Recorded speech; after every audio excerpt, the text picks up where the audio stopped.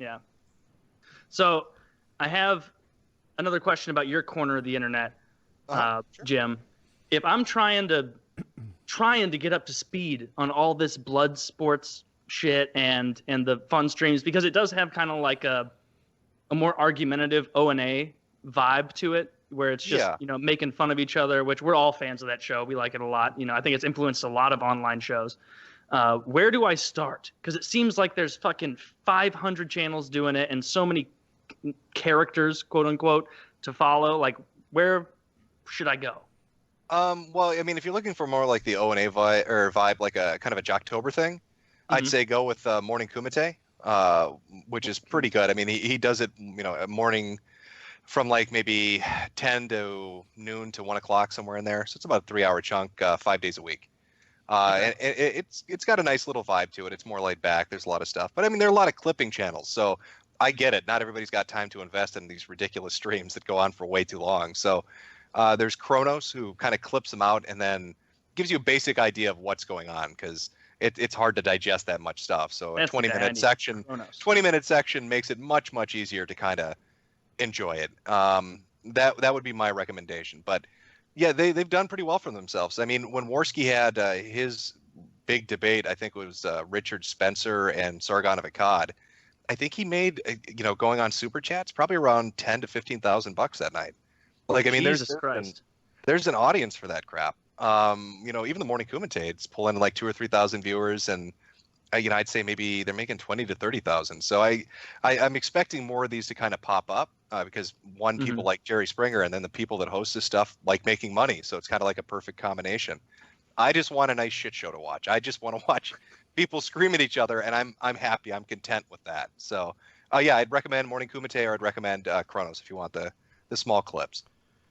Do you ever do videos? Maybe you have. I haven't seen them. Where you actually get into your real beliefs on shit, or are you pretty staunchly in the I just want to watch a shit show and laugh at idiots camp? I have on a few beliefs. I don't like kind of like the sanitization, I guess you could say, online that we kind of see play out everywhere, where it seems to get more and more restrictive on what you can say and how you can interact.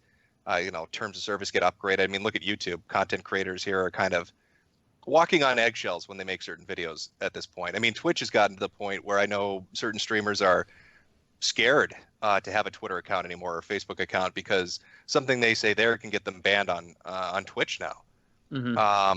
So I'm against that. I don't like that. And obviously I don't like pedophiles. I think is a safe one to say. I don't think anybody else is going to really sticking your neck out there. Really stick my neck out there. But I mostly use the internet for what I always have used it for, which is just laughing at dumb shit and trying to get some entertainment.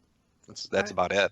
I have a question. I don't know if you could answer it quickly, but I don't understand Gamergate. I have no idea. I don't get it. It's been explained to me. What are you, like one of the originators of Gamergate? What's Gamergate?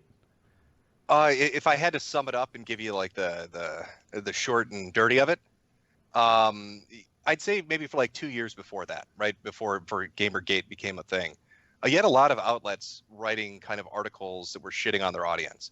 Gamers are terrible. Gamers are toxic. Trolls are terrible. Nobody can play games anymore. We need more restrictions. We need more. I mean, look at where Overwatch is now, where you make a joke and you're banned. You do something they don't like and you're banned. Anything even outside the game. I mean, Overwatch has a thing built in at this point where they're looking for content. So you're not even getting reported anymore. They have things that look for content on YouTube, and if they find something with your handle on it, you're banned. And so it was really negative attitude towards what a gamer was or what people in gaming were like. And then Gamergate kind of comes around. It comes to a head where you've got an indie game dev who's friends with people in the industry and who's friends with different people at different news outlets like Kotaku, like Nathan Grayson and stuff like that. And you start to see this really weird kind of interaction behind the scenes where they're all buddies and they're all, have these relationships, dating relationships, and they're kind of covering each other's back. And it just was really screwed up. And that kind of kickstarted it. And then about a week or two after that, I think it was about 13 different outlets all released articles within an hour of each other that said, gamers are dead. Gamers don't exist anymore. We don't care about gamers. We don't need you anymore. And it made that initial feeling of, wow, they kind of seem slimy. It's like they have a, kind of a backroom deal with each other to promote each other. And it's not really about, is it a good game or not? It's about who you know in the industry. And then all these articles come out and they're all saying the same thing. And it was just really shitty. I mean, I was in that for about, I'd say like 3 months. And then I felt it got a little too retarded and I ducked out. I walked away. I ducked out. Yeah. Okay. If you were to poll the room of people that were in that, or paying attention to it, you're going to get 100 different answers. I mean, you've got demographics from all over the internet. You had Reddit, you had Tumblr, you had 4chan, you had YouTubers, you had Let's Players. They all had different reasons for being attracted to it or being interested in it. Yeah, I thought it had something to do with feminism or something. But I can see how tangentially. There was a good, yeah, well, I mean, there was a good portion of it that was related to, social justice or the PC culture, because a lot of the articles getting pushed talking about how gamers were shit seemed to kind of really hone in on the fact that if you were a white guy or a straight white guy that played games, you were the devil, was kind of the approach they took.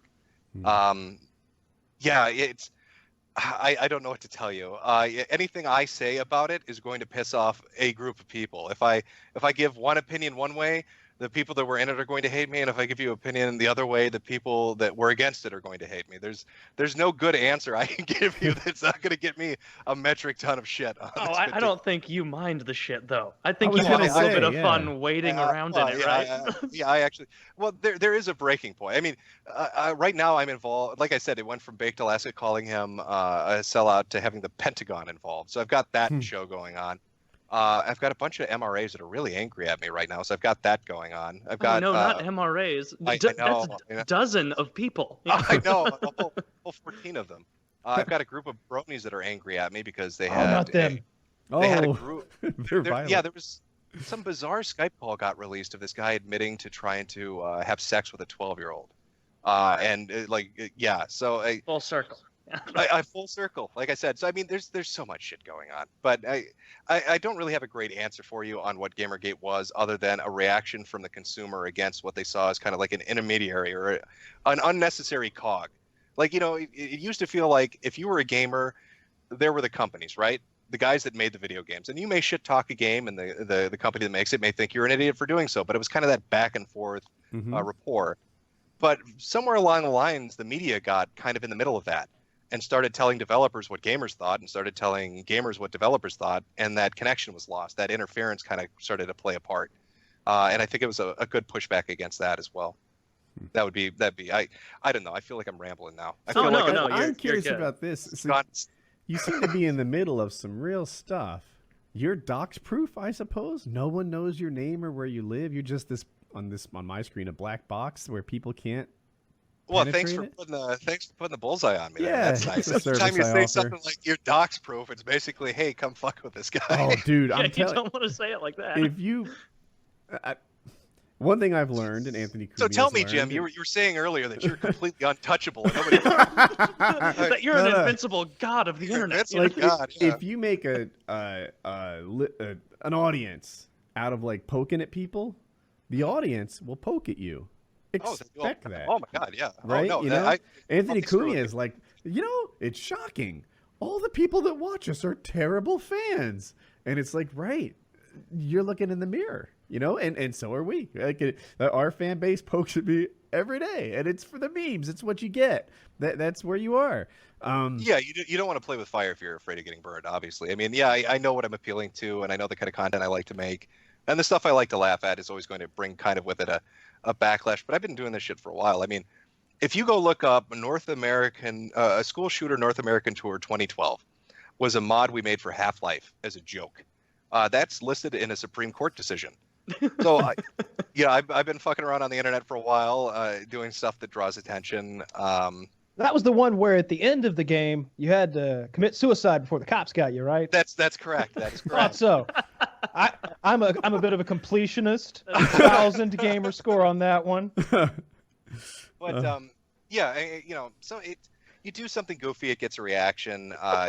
You're gonna obviously get some pushback on that. But I think at the end of the day, the people that watch the videos more so do it because they just find the shit weird, right? Even the Deviants videos that I did where I was looking at weird subgroups and fetish groups, I had people in those communities sending me emails and fan art saying, "Yeah, they're goofy fuckers. We think it's funny too." So yeah, it's one of those things. I think everybody likes to laugh at shit. Yeah. Mm-hmm. You know, you That just